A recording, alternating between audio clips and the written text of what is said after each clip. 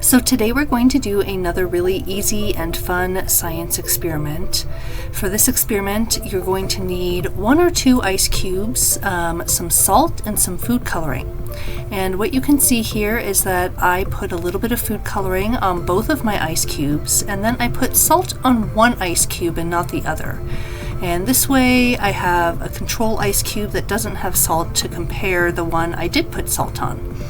Now, what the salt is doing is salt will actually lower the freezing point of water, meaning that water has to actually be at a colder temperature, colder than 32 degrees Fahrenheit to freeze.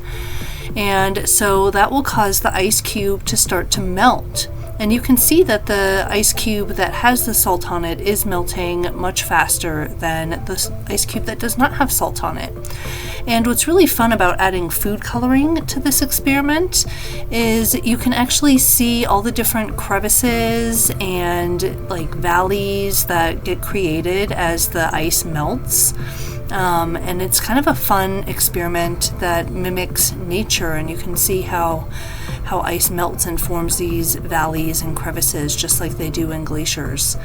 But you can also see that the ice cube that has salt on it is definitely melting faster than the one without. And it's just a fun and easy experiment to try at home. I hope you get to try it, and until next time, keep discovering.